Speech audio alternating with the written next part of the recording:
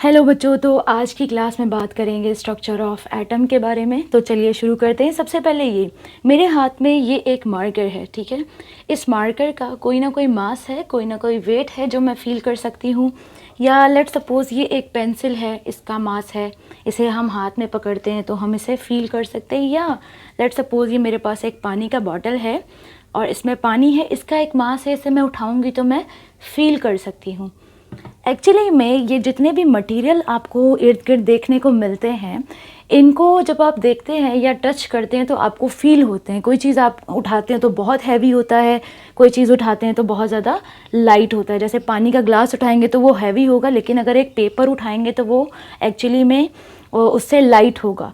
Actually में ये सारी की सारी चीज़ें जो आपको दुनिया में नज़र आती हैं, चाहे वो आपको कोई एनिमल नज़र आ रहा है, चाहे आपको कोई रात में स्टार्स नज़र आ रहे हैं, चाहे आपको सन नज़र आ रहा है, वो सब के सब एक ऐसे पार्टिकल से बने हैं जिसे हम शुरू से टाइनी पार्टिकल बोलते हैं, ठीक है।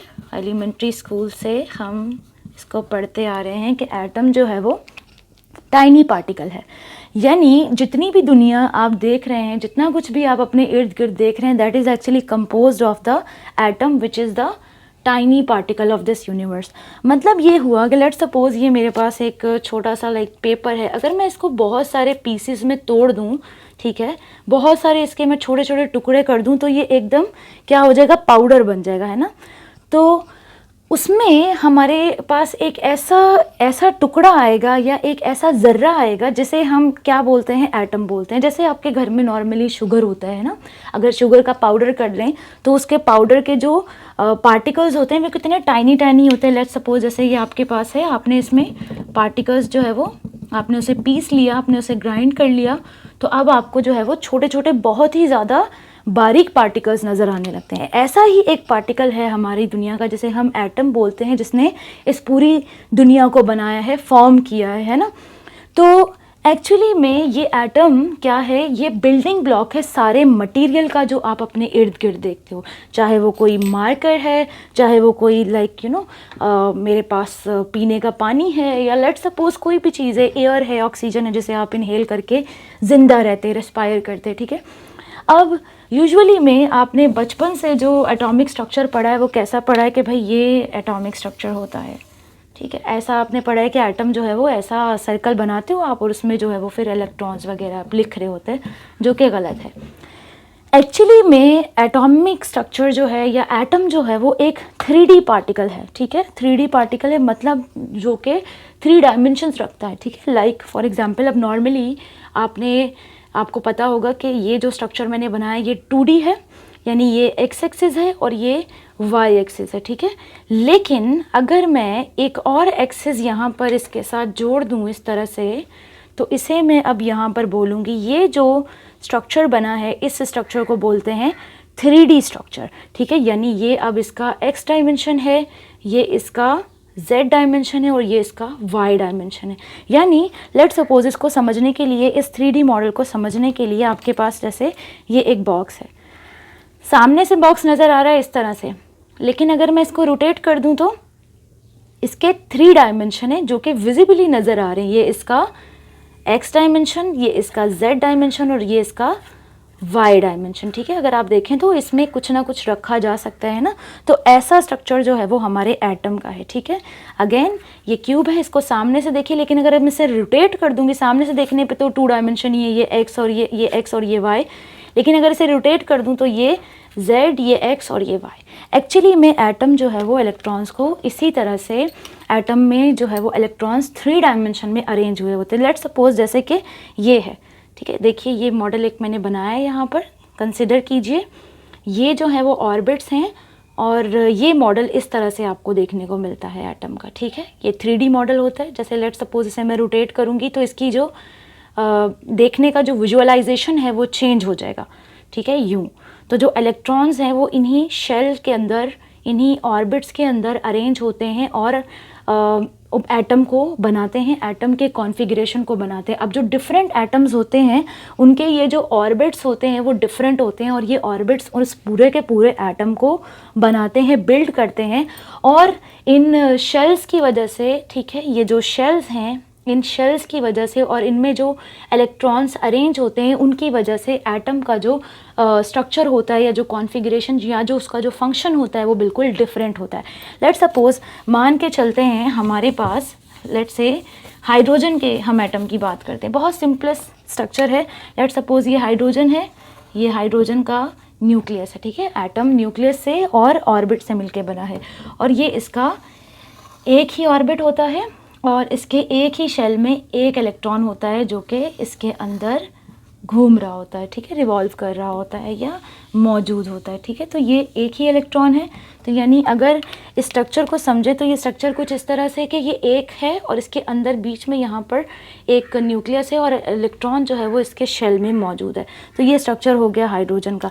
लेकिन अगर लेट सपोज़ मैं इसको पीरियोडिकली अरेंज करूँ, तो अगर आप पीरियोडिक टेबल देखें तो पीरियोडिक टेबल में आपको जो है वो इस तरह से रॉज और इस तरह से कॉलम आपको देखने को मिलता है। तो उसमें डिफरेंट जो है वो एलिमेंट अरेंज किए हुए होते हैं। लेट सपोज़ अगर मैं इसी तरह से बात कर लूँ ग्रुप 1 के एलिमेंट्स की, लेट सपोज़ ग्रुप 1 है मेरे पास और ग्रुप 1 के जो एलिमेंट्स हैं, बिकॉज उसे ग्रुप 1 में इसलिए लिखा है because they have 1 electron in valence shell या आउटर मोस्ट शेल, ठीक है, आउटर मोस्ट शेल, ठीक है। यानी अगर मैं अब इसे अरेंज कर लूँ यहाँ पर, तो लेट सपोज़ मेरे पास जो है वो ग्रुप 1 में, ठीक है, यहाँ पर आ जाएगा हाइड्रोजन, ठीक है। हाइड्रोजन को निकाल देते हैं क्योंकि हाइड्रोजन निकल चुका है। सो हमारे पास आ जाता है लिथियम, ठीक है। लिथियम के बाद हमारे पास आ जाता है सोडियम, ठीक है। सोडियम के बाद आ जाता है हमारे पास potassium, rubidium, caesium and francium, ठीक है। तो इनमें क्या होता है कि जैसे जैसे हम डाउन द ग्रुप आते हैं, जैसे जैसे ऊपर से हम नीचे आते हैं, पीरियोडिक टेबल अगर आपके पास मौजूद है तो उसे देखिए, जैसे जैसे आप नीचे आएंगे तो ये जो शेल्स हैं ये शेल्स बढ़ते चले जाएंगे, ठीक है। जैसे ये शेल्स हैं ये इंक्रीज़ होते चले जाएंगे, ठीक है। ये इंक्रीज़ होते चले जाएंगे तो ऑफ कोर्स एटम बड़ा होता चले जाएगा। जैसे लेट सपोज़ इसी तरह से जैसे मैं अगर ये मेरे पास एक पेन है, फिर मैं दूसरा रख दूँ, फिर मैं तीसरा रख दूँ, तो इसका जो मास है वो क्या होगा, इंक्रीज़ हो जाएगा मेरे हाथ में, है ना। तो इस तरह से ये आपके पास है। तो लेट सपोज़ जैसे मैंने अभी एक हाइड्रोजन का स्ट्रक्चर आपको बना के दिखाया, तो ये लिथियम है, तो इसे हम बोलते हैं पीरियड 2, ठीक है। ये आ जाएगा फिर आपके पास पीरियड 3, फिर ये आ जाएगा आपके पास पीरियड 4, ये आ जाएगा पीरियड 5, ये आ जाएगा पीरियड 6, पीरियड 7, ठीक है। इस तरह से अरेंज किए गए हैं, ठीक है। यूँ इनको जो है वो हमने अरेंज किया है, ठीक है। थोड़ा सा इधर कर देती हूँ ताकि आपको नज़र आ जाए, ठीक है। तो इस तरह से हमने इनको अरेंज किया है, ठीक है। तो जैसे हाइड्रोजन था तो हाइड्रोजन का एक न्यूक्लियस था और आउटर मोस्ट शेल था, उसमें एक इलेक्ट्रॉन था। अब देखिए ये पीरियड 2 है तो इसका मतलब पीरियड का मतलब होता है शेल्स, यानी अब जो शेल्स हैं या जो ऑर्बिट्स हैं वो अब 2 हैं, ठीक है। ये न्यूक्लियस है, ठीक है। लेट सपोज़ ये न्यूक्लियस है और अब ये लेट सपोज़ मैं लिथियम बना रही हूँ, या लेट सपोज़ अभी खुद ही आपको समझ आ जाएगा कि ये न्यूक्लियस है, ठीक है। और ये पहला शेल और ये दूसरा शेल यानी आखिरी शेल। तो हमेशा याद रखिएगा कि जो फर्स्ट शेल होता है उसमें हमेशा 2 इलेक्ट्रॉन्स होते हैं, ठीक है। तो यहाँ पर मैं बना देती हूँ 2 इलेक्ट्रॉन्स, सो 1 एंड 2। और जो वैलेंस शेल है उसमें 1 इलेक्ट्रॉन होगा, क्यों, क्योंकि they are coming from group 1 and group 1 contain only 1 electron. तो अब लेट सपोज़ ये सेकेंड पीरियड से आ रहा है, तो मतलब इसके पहले शेल में 2 इलेक्ट्रॉन है, आखिरी शेल में 1 इलेक्ट्रॉन है, तो इसे मैं बोल दूँगी अब लिथियम। इसी तरह से अब लेट सपोज़ मैं सोडियम के बारे में बात करती हूँ। तो लेट से ये न्यूक्लियस है, ठीक है, और ये पहला शेल, ठीक है, ये दूसरा शेल और ये अब तीसरा शेल, ठीक है। तो देखिए जैसे मैंने बताया आपको कि पहले शेल में हमेशा जो है वो आपके पास 2 इलेक्ट्रॉन होते हैं और उसके बाद जो है वो इलेक्ट्रॉन इसी तरह से इंक्रीज़ होते चले जाते हैं। तो यहाँ पर आपके पास जो है वो पहले शेल में अगेन 2 इलेक्ट्रॉन हैं, ठीक है। और फिर आपके पास यहाँ सोडियम के सेकंड शेल में 8 इलेक्ट्रॉन्स मौजूद होते हैं, ठीक है। 8 इलेक्ट्रॉन्स यहाँ पर मौजूद हैं, ठीक है, यूँ। और वैलेंस शेल में 1 ही इलेक्ट्रॉन है, तो इसे मैं बोल देती हूँ यहाँ पर सोडियम, ठीक है। तो जैसे ये लिथियम है तो लिथियम के लिए हम ये वाला मॉडल ले सकते हैं। जैसे ये मॉडल है, बीच में न्यूक्लियस है और ये ऑर्बिट्स हैं। तो पहला ऑर्बिट जो है वो उसमें एक इलेक्ट्रॉन है और सेकंड ऑर्बिट में 2 इलेक्ट्रॉन रिवॉल्व कर रहे हैं, ठीक है। और इसी तरह से बाकी के जो आपके पास शेल्स हैं वो भी इसी तरह से एटॉमिक स्ट्रक्चर उनका भी बनेगा।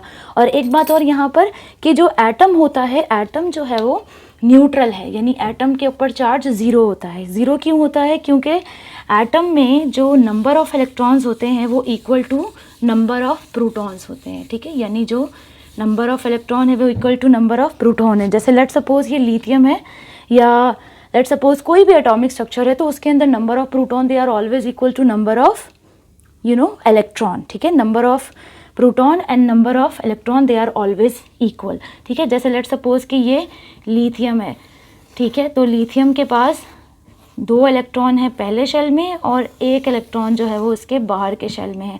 तो 3 यहाँ पर इलेक्ट्रॉन है, तो अंदर जो है वो 3 ही प्रोटॉन भी मौजूद होंगे। तो लेट सपोज ये -3 है और ये +3 है, ठीक है। तो क्योंकि प्रोटॉन के ऊपर, न्यूक्लियस के ऊपर पॉजिटिव चार्ज होता है और जो इलेक्ट्रॉन होता है उस पर नेगेटिव चार्ज होता है, ठीक है। जो न्यूक्लियस होता है उस पर हमेशा पॉजिटिव चार्ज होता है। Proton is the positively charge particle, right.